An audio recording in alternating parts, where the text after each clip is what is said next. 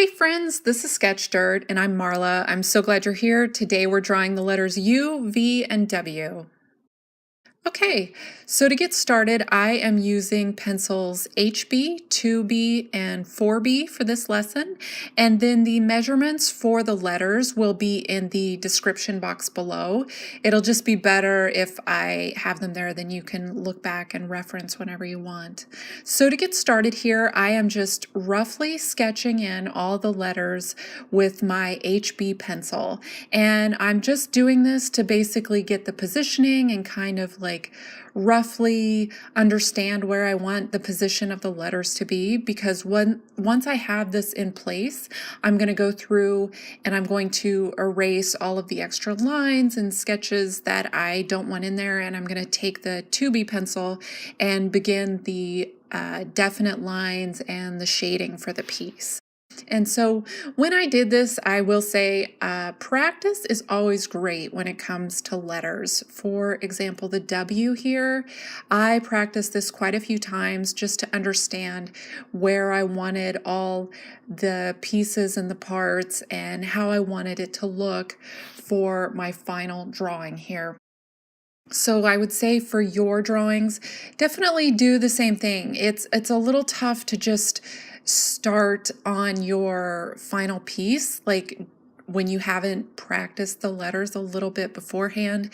I won't say that it doesn't work, and definitely if you use this strategy where you're going to sketch it in and then you're going to erase and put the final lines, you definitely have a better shot at it working out the way you want. But practice is always a great thing. And then always, part of the fun of drawing is the practice, like just doodling and kind of getting a sense of how you want it to look and what's unique for your style or for the project that you're working on.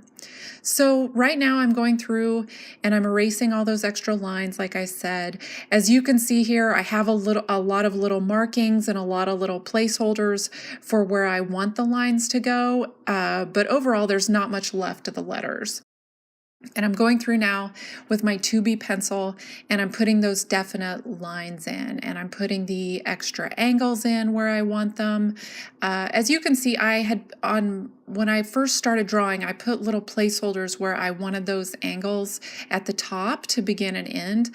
I have not necessarily done that in my other lettering videos so far for this series. The reason why I'm doing it here is because U, V, and W are such similar letters that if one of them is a little longer or a little shorter than the others, then it's really going to look off. But for your drawings, again, I say this so much, do what you feel like. There is a version of this where these could be longer and shorter, and each of the letters has their own unique look, and that's the style of it, and that would be amazing as well.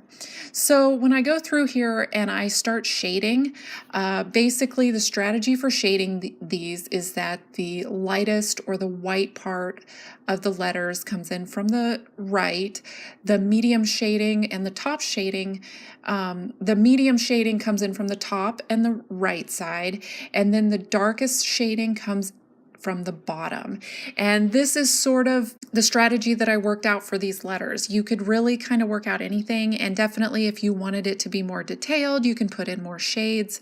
But this was the easiest way that I came up with to do this, to also give like high impact, but then also work across all the letters. Since there's 26 letters, it had to be a strategy that would kind of work for all of them and look good for all of them. And I'm really working here to just basically get the shading in very evenly, and I'm just sort of taking my time with that.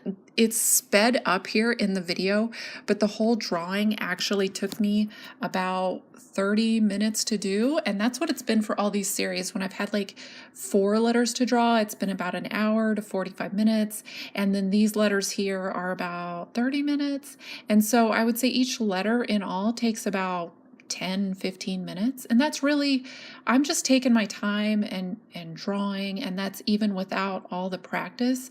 And that's kind of what lettering is. It's not necessarily about how fast you go, it's about how you want them to look. And I think when you're drawing, when you focus on speed as opposed to how you want it to look, unless you're doing very rough sketches, and then there's something, taking very rough sketches and just doing them out really quickly can be very helpful. But when it comes to like sitting down and drawing, taking your time as opposed to just hurrying definitely is to your benefit. You're going to be much more satisfied with the results.